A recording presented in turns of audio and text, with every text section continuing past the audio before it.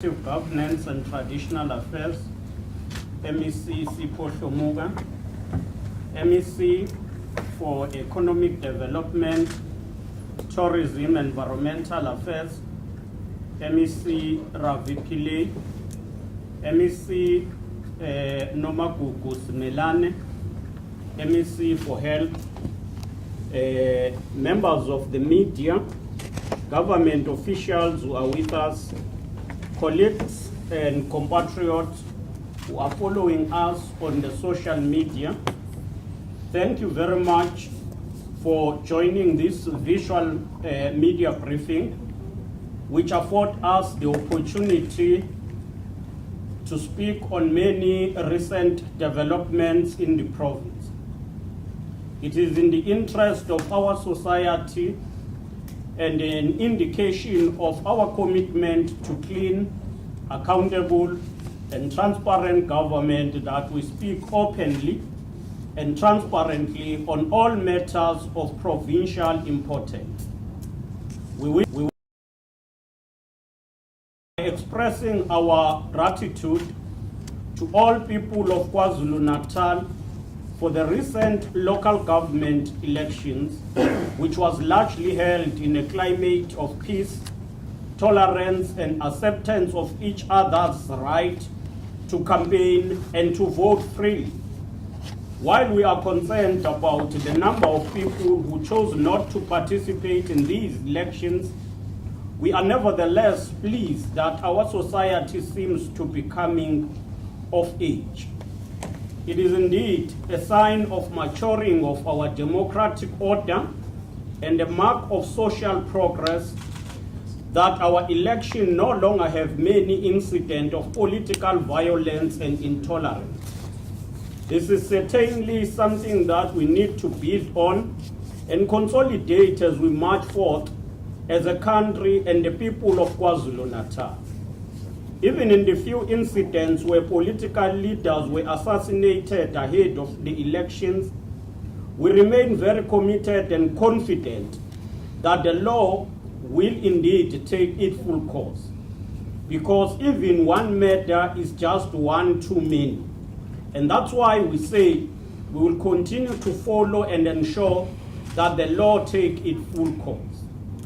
Regarding the outcomes of the elections itself, the people of KwaZulu-Natal have spoken and declared that there should be no outright winner. This is a clear message that they want political parties to work together through the democratically process of co-governing KwaZulu-Natal. Now that elections are behind us, we would like to appeal to all political parties to be united and work together. We must never lose sight of the fact that we have a province to develop, a country to grow. This is something that no political party can achieve in isolation from the rest of the society.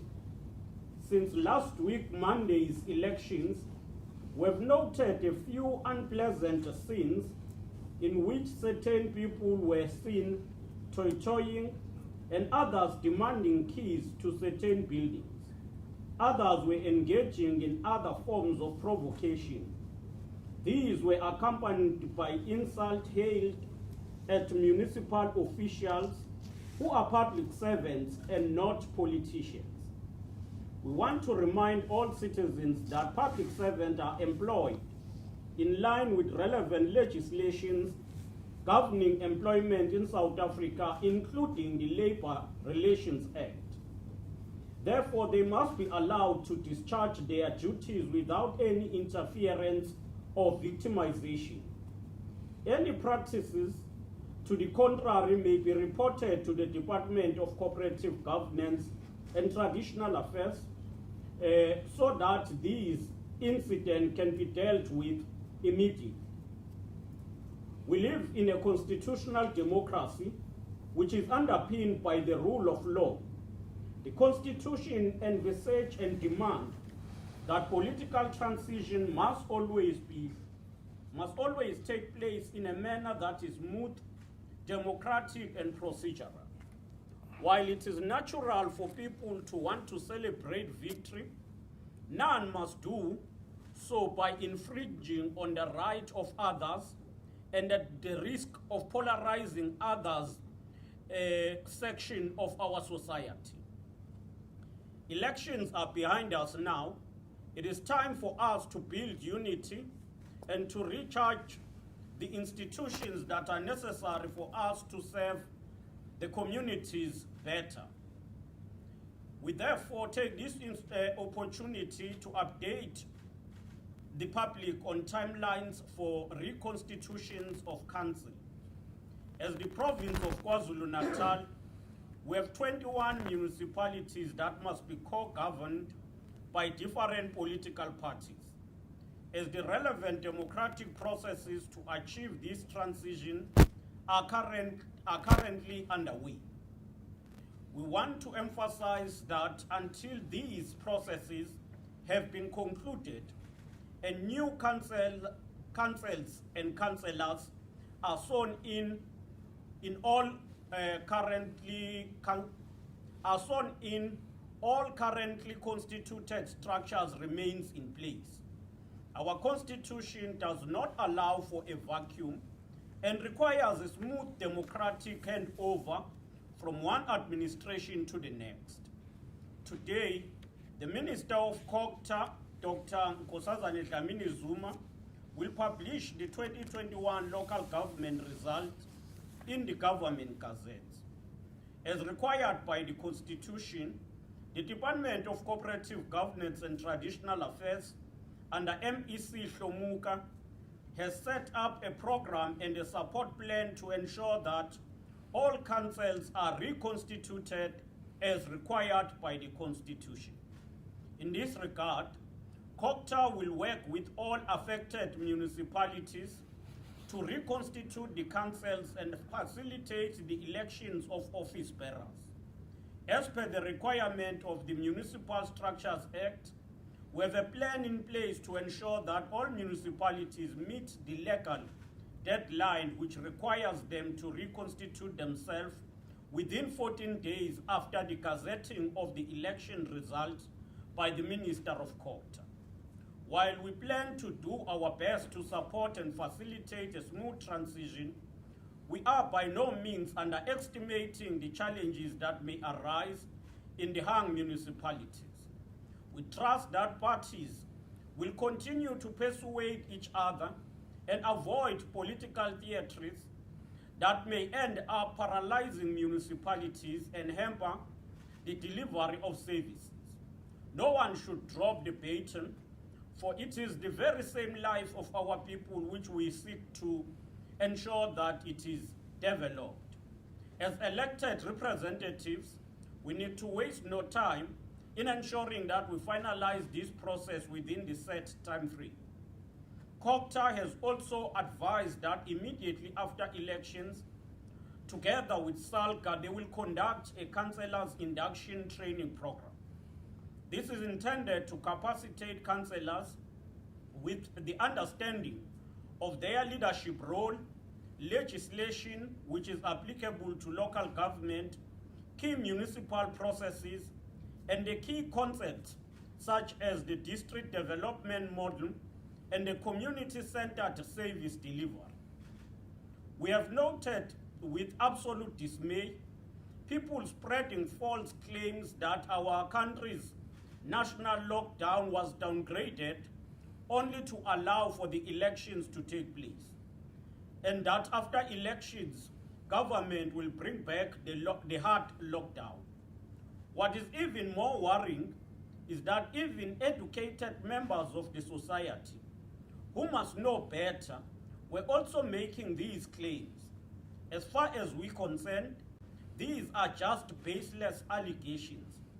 Even though our COVID-19 numbers are fluctuating, there is nothing that suggests that there will soon be a hard lockdown. The only time that this can happen is when there is a sudden large increase in the number of confirmed cases. Decisions on coronavirus are informed by medical and science advice. This is precisely why it is crucial for everyone to continue adhering to safety protocol while ensuring that as many people as possible get vaccinated. Maybe turning to the update on COVID-19 for this week, we're pleased and relieved that the rate of infections in our province remain relatively low. Although it keeps fluctuating up and down, the number of confirmed cases currently stand at 515,892. Sadly, 14,770 people have lost their life due to the pandemic. May their soul rest in peace. In the latest 24-hour reporting period, which is Sunday, 7 November, we had 64 new cases. Prior to that, on Saturday, we had 48 new cases, while on Friday, we had 63 new cases, and on Thursday, we had 41 new cases. We are still not happy with the rate of infection in the We are still not happy with the rate of vaccination, rather. Up to this point, 3.3 million people have vaccinated. This leaves us with a total of 4.7 million people to vaccinate by the end of this year, which is no small job.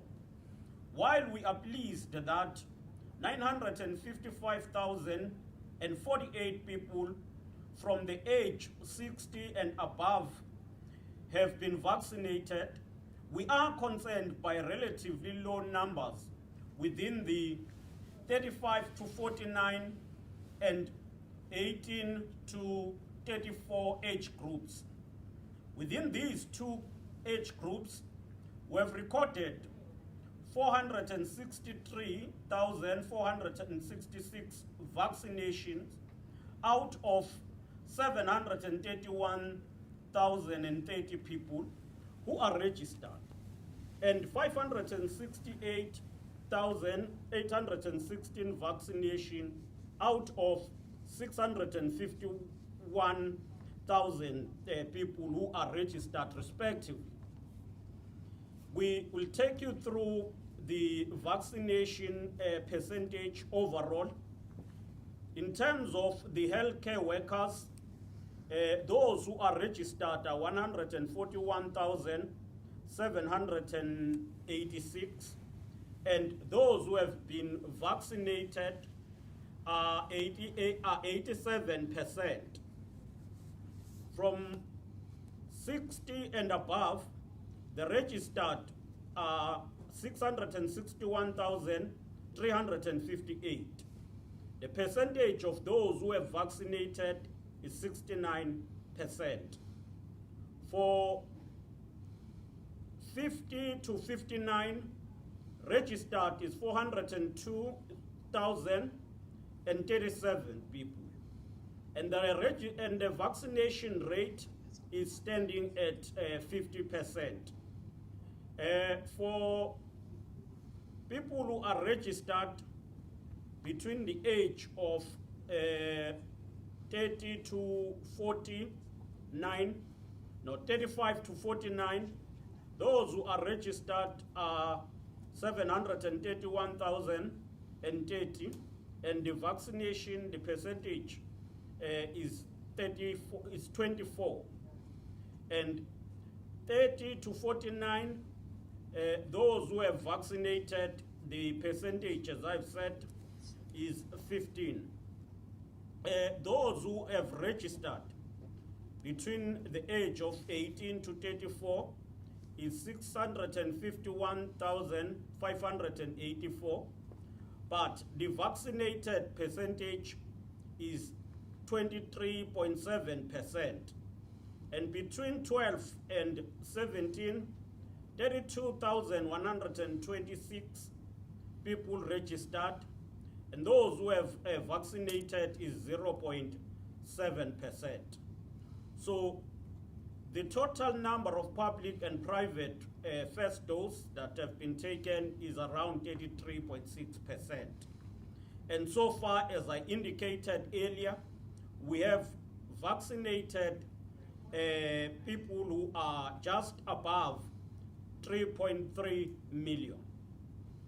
When it comes to increased vaccination numbers, 3 out of every 5 people aged over 50 years in our country are now vaccinated. We need to get to 5 out of 5 of such vaccinated age group by the end of the year to kill the power of the anticipated 4th wave. The upcoming Vuma vaccination weekend from the 12th to the 14th November is an opportunity for unvaccinated people to join our nation's effort against COVID-19 by taking the free vaccines at any of the vaccination sites across the country. We wish to take this opportunity to remind people to ensure that they take a second dose of the Pfizer vaccine to be fully protected.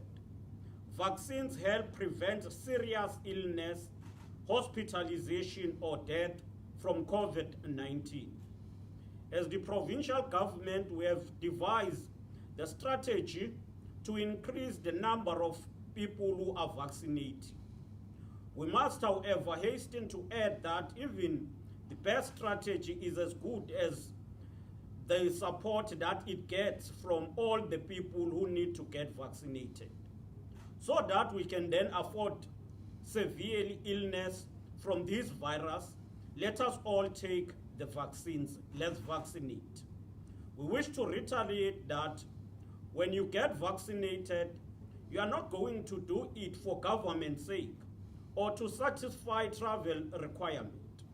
You are doing it to primarily give your body the ability to successfully fight the virus in the event you get infected. And therefore, it is important that we all vaccinate. We have received a number of unconfirmed reports indicating that some people are selling vaccination certificates. Naturally, we find this extremely concerning as it defeats the very same purpose behind the vaccination process.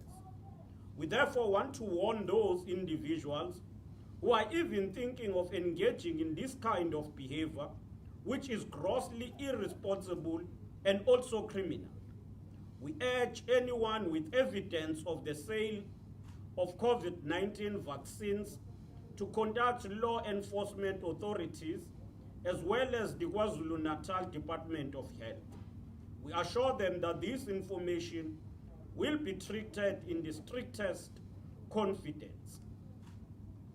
With regard to the upcoming activities that will try to rejuvenate the economy of the province, as KwaZulu-Natal, we are excited and ready to host the 2021 Intra-African Trade Fair, which will be held in Durban from the 15th to the 21st of November 2021. Hosted by the African Bank in collaboration with the African Union and the African Continental Free Trade Agreement Secretariat, the trade fair is expected to yield massive economic spin-off for KwaZulu-Natal and the country as a whole. It will also attract high-level delegations, including heads of state from the continent.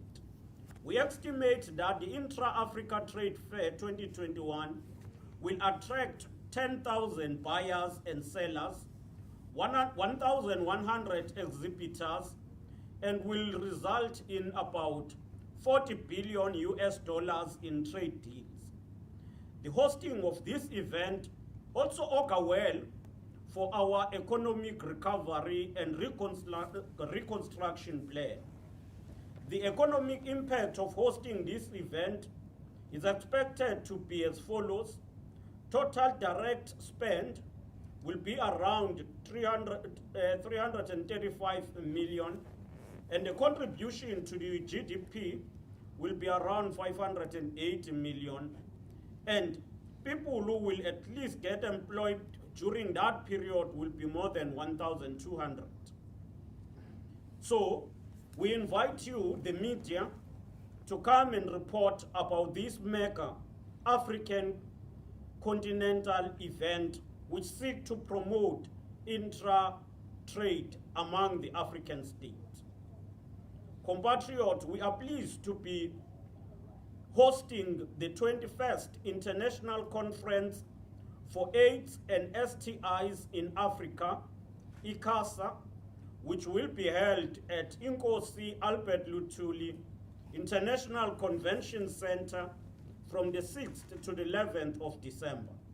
This conference brings together scientists, policymakers, communities, activists, and people living with HIV as we all rededicate our efforts to the ideal and promote and to the ideal and the promise of an Africa which is free of AIDS, of HIV and AIDS.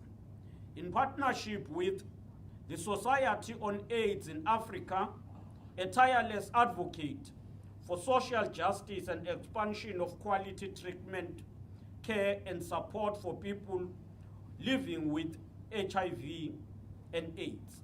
The ICASA conference will give us an opportunity to examine our strategies and impact in reducing HIV infections in key populations as well as among vulnerable groups like girls and women aged between 15 and 24. Our hosting is an opportunity to share our many success stories in the battle against HIV, AIDS, TB, and STIs, having been the province with the highest burden of HIV in South Africa. Even as we battle COVID-19, it is important that we do not take our eyes off the HIV and AIDS pandemic.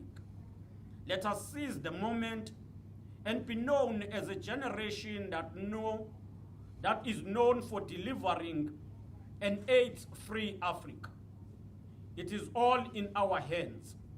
Let us unite in the fight against HIV and AIDS.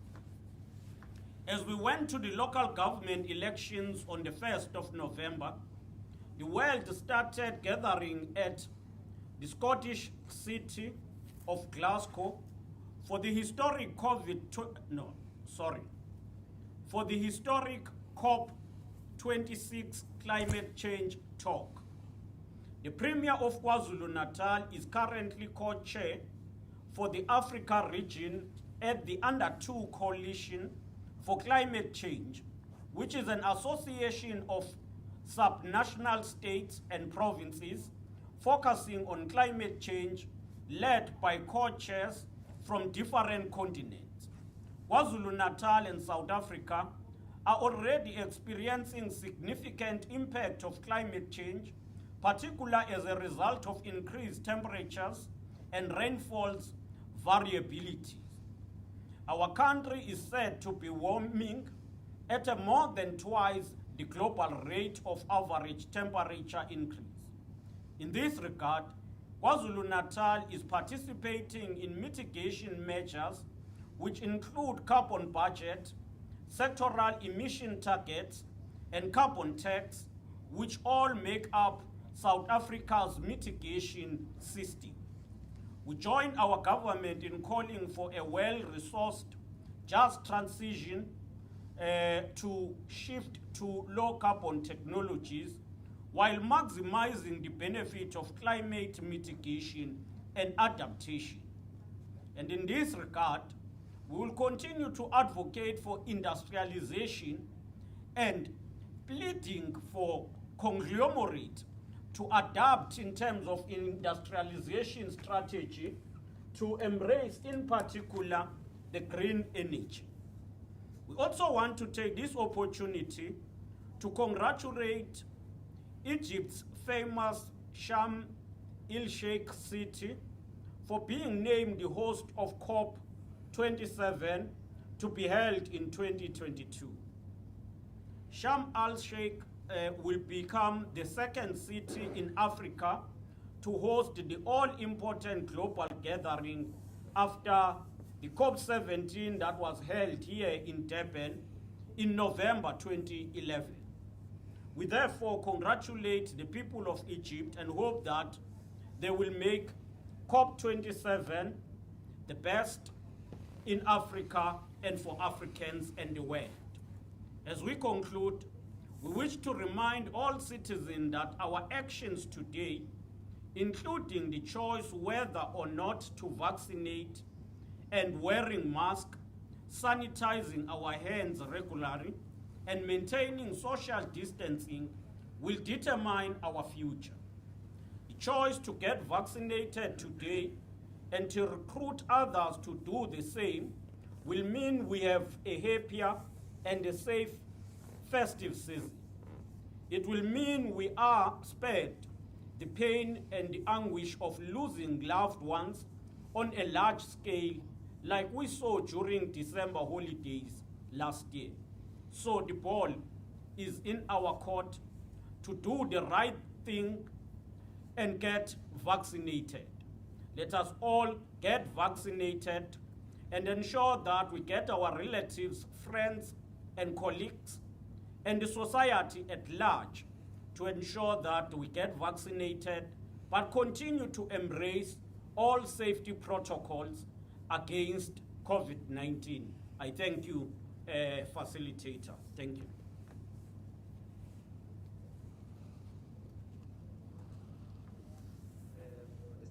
We are going to go straight for questions, colleagues. I will get an indication of hands here, but let's take the question, the first round of questions, and then the Prima and other MSCs are going to be responding. I'm challenging a colleague, just go ahead and ask your question. Hi, Lennox. May I ask? Yes, go ahead, Desiree. I know you, Karinda, you are the next. Go ahead, Desiree. Please, colleagues, the questions can be confined to the media briefing.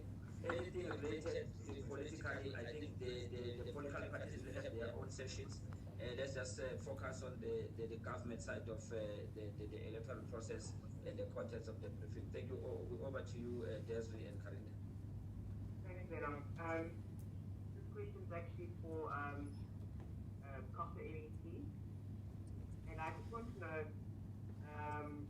given the time now, and if you compare it to the last local government election, do you have enough staff to ensure that coalition talks run smoothly? And if you can just run us through exactly what will be done, giving a very timeline.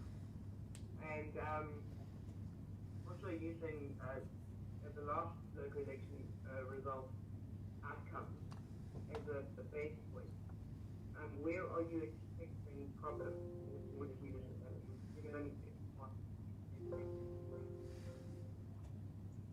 Thanks, colleague Desiree. Let's go to colleague Karinda and then Sabelo. Please also introduce your media house and where you come from. Thank you. Thank you very much. It's Karinda here from Newsroom Africa. Good morning, everyone. Good morning, Premier.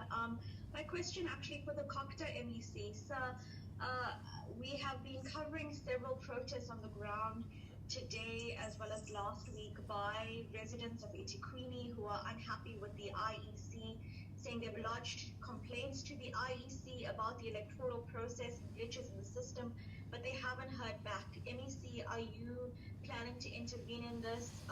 Is there anything coming from the KZN COCTA department with regards to the IEC's apparent glitches and the citizens' unhappiness over what's happened with the elections? Thank you. Thank you. Colleague Sabelo, go ahead. Ngiyabonga ithuba uSabelo Ntsele kwiSolezwe. Mine is simple. As a provincial government, do you have any plans to engage lama communities adobe ukhetho, ama-communities afana nabo Mkambathini, nabo Mzinto kanje, to listen to their concerns? Also, do you regret not engaging with these communities before our elections? Because especially emkhambathini because they had a march before elections to the Premier's office, and they felt ukuthi ama-issues wabo were not resolved because of elections. That is why they did not participate in elections. Okay, thank you very much. May I request colleagues to lower their hands? There's one that I've received on the chat side of this platform here, which is coming from 1KZN, and I think it's directed to MEC for Health. It's saying it's coming from Precious from 1KZN. My question is posed to the MEC for Health regarding Vuma grocery vouchers aimed at encouraging older people to vaccinate. The amount is 100 Rand. Why 100 Rand? People on the ground regard this as a kind of an insult. So that one is from Vuma, directed to the MEC for Health. We'll take this as the first round of questions, and then we'll take the final rounds in order to be on time for the next engagement of the Premier and the Honorable MCs, which is at 11. I'll hand over to the Honorable Premier and MCs for responses. Thank you. Thanks. Thank you, Mr. Mabaso. I think I will take the first question, or the first and the third question. The first is about where do we expect problems?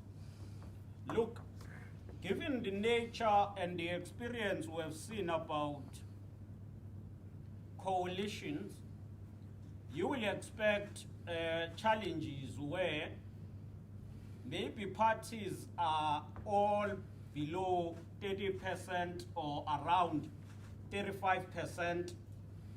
And then you've got number of parties that must be involved in setting up one municipality. It therefore means that you will not have one party negotiating with another party, but it means you will have few parties having to engage and agree on how to constitute the municipality. That normally takes time because you are now dealing with self-interest of parties, and they will need to bargain and accommodate each other, and you will have politics of parties also. So we will expect more challenges from those municipalities that are at least affected and having many parties that got little percentage. So that is the first. And the last question, communities. I think firstly we must condemn in strongest terms those communities who denied other people their right to vote, let alone of incidents that happened in Kwanyavu, where one lady was even killed for having gone to vote. The right to vote should be protected, and all individuals must be allowed to vote. So we condemn in strongest terms the denial and depriving people their right to vote. I must conclude by saying the issue of Kwanyavu is not about service delivery, nor about the functions of government per se. It is an issue about the traditional leadership dispute. And that dispute must be understood. Government does not determine who becomes either the chief or a leader in a traditional setup. Government assists the family to determine and then regulate the process. But the entire process rests with that clan and its royal house. Now government is dragged in this issue when people are in dispute. They want to drag government into that. And once government comes in, government will have to follow the law as it is. And then people will begin to say, no, we are taking sides. For instance, if you've got a dispute, government must ensure that that dispute is resolved through the prescripts. And the prescript will tell you that no, you must have the mediation team, or you must have umndeni meeting and finalizing. They will even have a problem. They will dispute the candidate. They will also dispute who is umndeni. So government must start to deal with all of those things. And those are issues that belong to our respective traditional authorities, and they must help us resolve those problems rather than shifting those problems to government. And as government, when we intervene, we will use and follow the law as it is, and not be, we cannot succumb to any pressure, but we will have to follow the law so that even if any party that remains discontent take us to court, we will be able to stand the test of the time. And therefore it must be clear, we are not the one who regulate traditional authorities. They themselves have to lead and ensure that they assist us.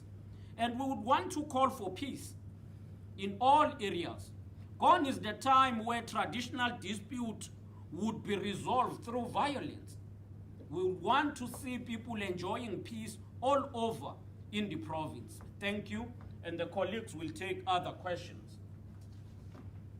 I'm sure MEC Hlomuka will start because he's here.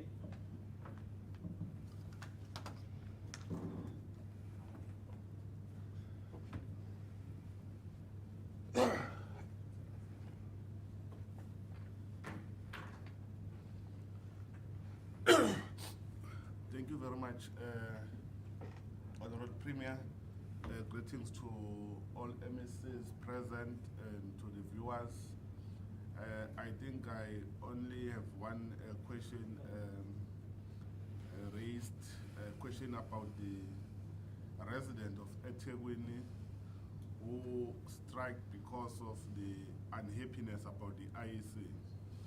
Look, we have a responsibility to engage community at large, irrespective of the matter that are raising, even though they are complaining about IEC or any other matter.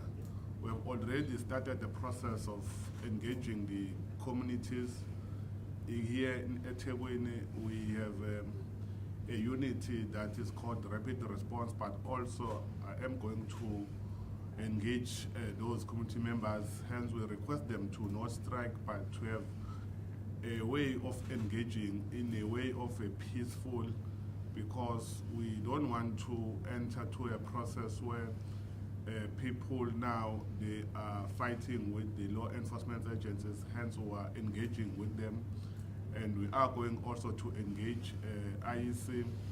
But you must also note that results are already verified and announced by IEC. Hence, the Premier already indicated that the Minister of Culture is going to gazette all results, and will then start the process of formulation or establishment of a council within 40 days, as the Premier indicated.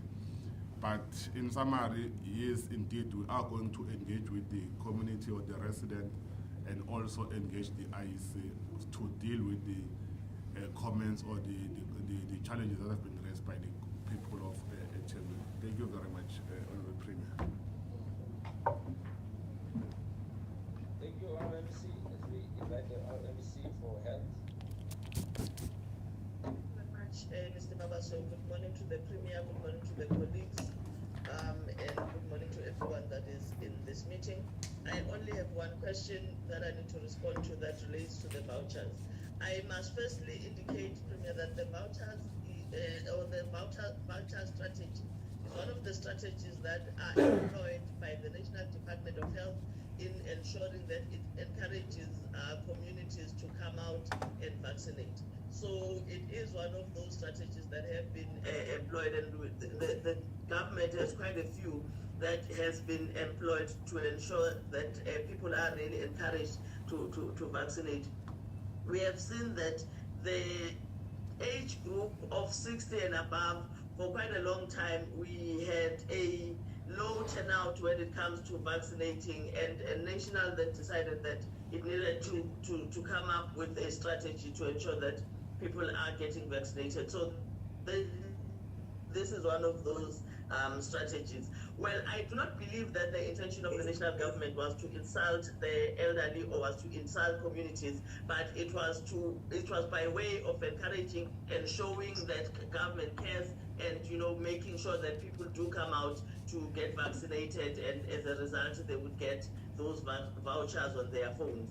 Now, we have also not received many complaints or any complaint really about those particular vouchers. People have actually really appreciated the fact that they have been getting the vouchers as part of their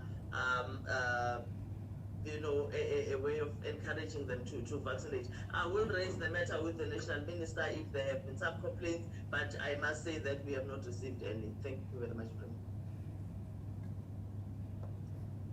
Thank you very much, Honourable Premier and Honourable MECs.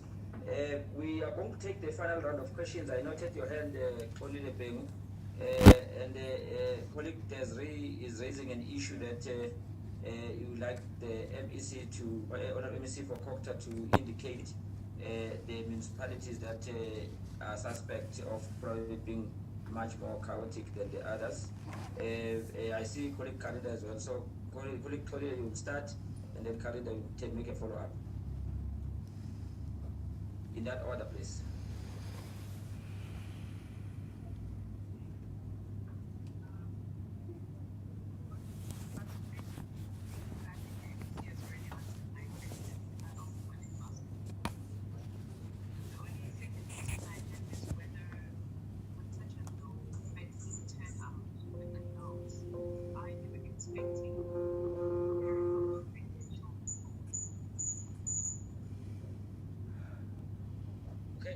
I'm not sure if we got you. You said with such a low voter turnout, are we?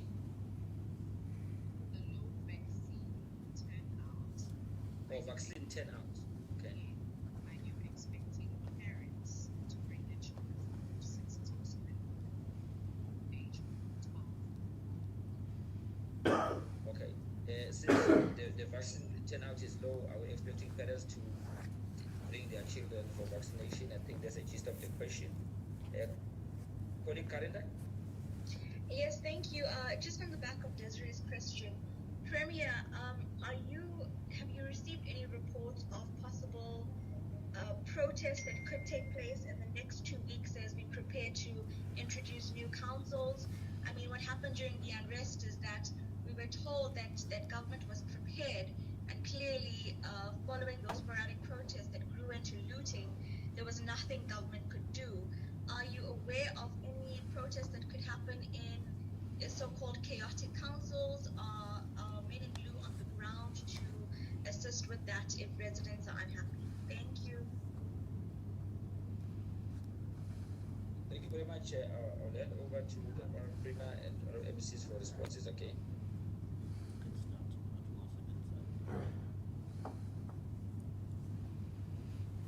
Thank you very much. Again, Honourable Premier and Mr. Mabaso. On the question that we have a sufficient staff in Provincial Cocta to deal with council. Look, when we deal with establishment of council, we work as a provincial government. And indeed, we have already developed a plan which include all government employees, but also led by officials from Cocta.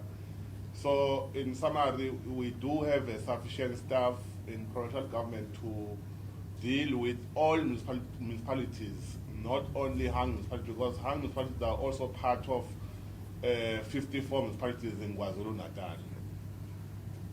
I'm not sure, Mr. Mabaso, if I have answered all questions, but I think the question that was outstanding is the one that talk about sufficient staff.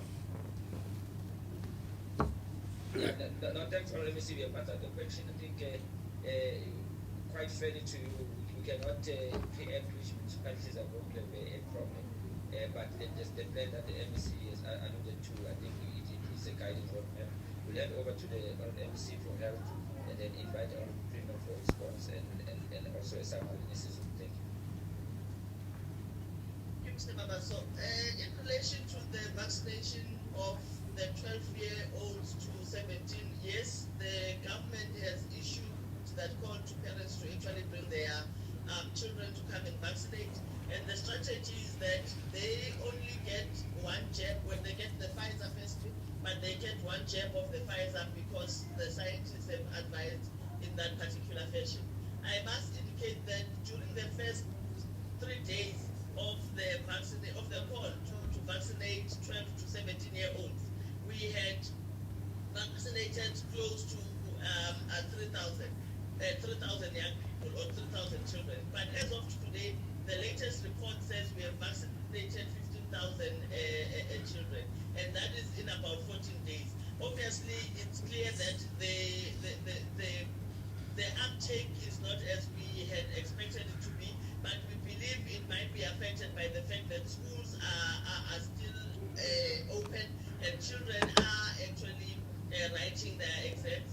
We have seen, however, that on holidays, parents have been coming to our facilities and have been bringing their children. We've seen that over the weekends. Parents have been bringing their children. Some of the parents, they actually bring 2 or 3 of their kids to come and vaccinate, and we are quite excited by the uptake. We believe that as soon as the exams are over and schools are probably closed, parents will actually bring more of their children into our vaccination site, because they also don't want to disrupt their learning, their teaching and learning times, and also they don't want to disrupt their exams.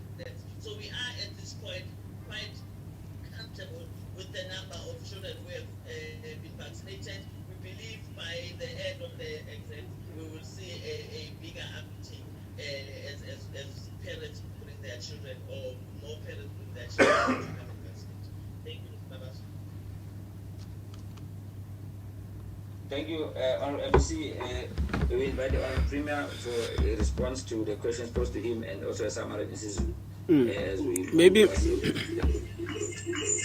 No, let me start by adding. Let me add on one question that communities are protesting about elections. Elections are conducted through a process of the Electoral Act. And therefore, if there is someone who is not happy with the outcome or the process, there is a process to appeal. And in South Africa, you do have a right to appeal and lodge your own complaint. It does not help to engage in a mass protest instead of following the logical process that seeks to provide a platform for your grievance to be heard. So I would want to emphasize that. We heard about a planned chaotic strike or protest? Not yet, but safe to say there are many reports in the social media which are reporting of potential strikes and protests. All of those are followed. We are on a high alert as government. We cannot be again ambushed by what we experienced in July. And therefore we treat everything with serious alert and scrutiny. So we will be looking on that also to check on that kind of mobilization. Mhlambe ukusummarize ngesizulu siyafisa ukubonga ukuba naleli thuba lokuthi sikwazi ukupdate abantu bakwaZulu-Natal ngezinto ezenzekayo esifundazweni. Sifisa futhi ukubonga kakhulu ngoba abezindaba bayasilekelela ukuthi sihlale eqinisweni nasemgomeni wokuthi njalo njengohulumeni sithulele abantu ukuthi kwenzekani ngokuzibophezela ekutheni sibe accountable kubantu bakwaZulu-Natal. Masiqale ngokubonga abantu bakwaZulu-Natal neSouth Africa yonke abaye kovota Sibonge futhi ukuthi abantu bakithi benze ukhetho lwabayeli nokuthula nentando yeningi. Sibonile nokho ukuthi kube khona igigaba eingezinhle la abanye abantu beathekwe khona nama candidate amanye aze abulawa. Sithi umthetho kumele uqinise isandla uthathe indawo yawo. Sibonile futhi ukuthi since kuphuma ama result khona abantu abanokujabula okukhulu, abanye kodwa baze badlulele ngokuthi bafuna ukuya ema-ofisini omasipala bedimanda okhiye nezinto zokusebenza, okuyinto engamukelekile neze. Njengohulumeni siyafisa ukuxwayisa nokudlulisa umyalezo strong othi abasebenzi bakahulumeni abawona ama-politicians. Ama-politicians yilabo abakhethwayo. Abadedelwa abasebenzi ngoba baqashwe ngokomthetho kulandelwa i-Labour Relations Act, and therefore abanikezwe ithuba lokusebenza. I-transition yamakhansela kungena amasha izokwenziwa yilawo makhansela esupportwa uCooperative. Namuhla uminister wakwaCooperative uDr. Nkosazana Dlamini Zuma uzothula ngokusemthethweni athulelizwe ama-result awafake kwi-gazette kahulumeni, and okulandela lapho sekoba ukuthi uhulumeni uqinisekise ukuthi usupport omasipala ukuthi bakwazi ukwakha imkhandlu within 14 days. Sizimisele through Cooperative wakwaZulu-Natal noSalga ukusupporta bonke omasipala. Siqinisekise futhi ukuthi namakhansela angenayo ayaqeqeshwa afunde imithetho yonke. Kusiphatha kabi ukuthi ezweni lakithi kunabantu abasebenzisa izinkundla zokuxhumana ukubhebhezela izinto engelona iqiniso. Lento eshiwoyo ethi i-lockdown izobuyiswa kube i-hard lockdown ngoba bekwenzelwe nje ukhetho ayilona iqiniso. Kusiphatha kabi ukuthi ngisho abantu okuthiwa bafundile sibathole bebhebhezela izinto engelona iqiniso emphakathini. Siyafisa ukuxwayisa ayikho into ethi kuzobuyelwa kwi-hard lockdown ngokwamanje. Noma yini ethinta i-COVID-19 siyenza ngokubheka nokululekwa ososayensi abakumkhakha yezimpilo. Akuyona nje isinqumo esithathwa ngokwepolitiki kuphela. Uma sibheka ngokwe-COVID-19 siyafisa ukubonga ukuthi izibalo zibonakala zingayi phezulu kakhulu noma zilokhe ikhuphuka zehle zibuye ikhuphuke. Uma sibheka nje ngomgqibelo lo siqala izolo ngesonto thola ukuthi ibalo zaba cases amasha zibe u64, kanti ngomgqibelo babo u48 abebe nama cases e-COVID-19 amasha. Ngolesihlanu bebe u63 kanti ngolesine babe u41. So lokhu kuveza ukuthi ibalo ziyehla ziyenyuka kodwa ayikakafiki la ongathi kuyakhonsena khona. IKwaZulu-Natal si-vaccinate kumbe sesigome abantu abangu 3,337,000,000. So siyafuna ukuqinisekisa ukuthi bonke abantu bayaya kogoma bakwazi ukugomela i-COVID-19. Siphatheke kabi ngabantu abakulama group, igroup ka-18 to 34 negroup ka-35 to 49 ababukeka begqoza ekutheni baye kogoma. Siyacela ukuthi abantu bakithi bagome ukuze siyivikele sonke kwi-COVID-19. Siyafisa futhi ukuxwayisa labo okuthiwa badayisa imigomo nalabo okuthiwa badayisa izitifiketi zokugoma ukuthi ukwenza njalo akuhambisani nomthetho.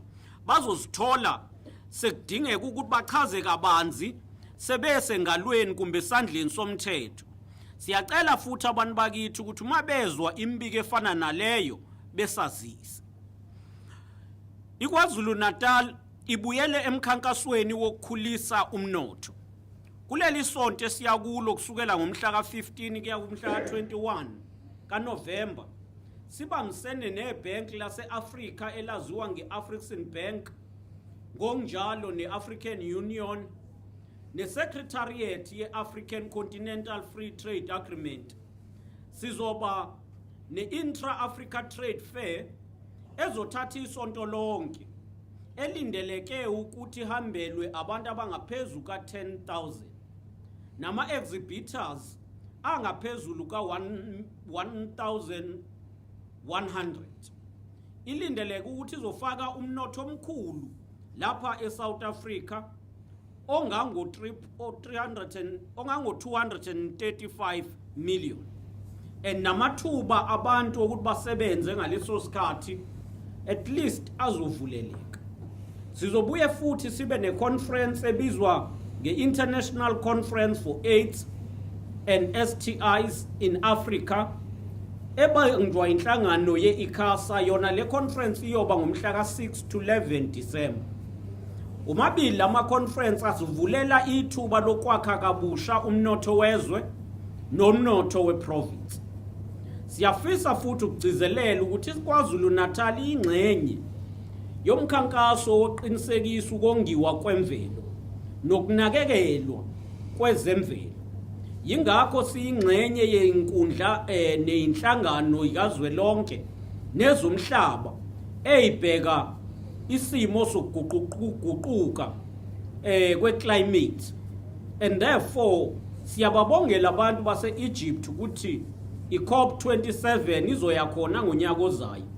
Lokhu kulandela ukuthi South Africa iKwaZulu-Natal iTheku lalihoste ngo-2011 i-COP17, and therefore siyafuna ubabongela ukuthi umhlaba uzobuse Egypt ubheka ukuthi sesambe kangakanani ukuqinisekisa ukuthi izindlela zokuvikela ukuguquguquka kwesimo sezulu ziyakhuliswa ngaphandle kokubukela phansi isidingo sokukhanda amathuba emisebenzi.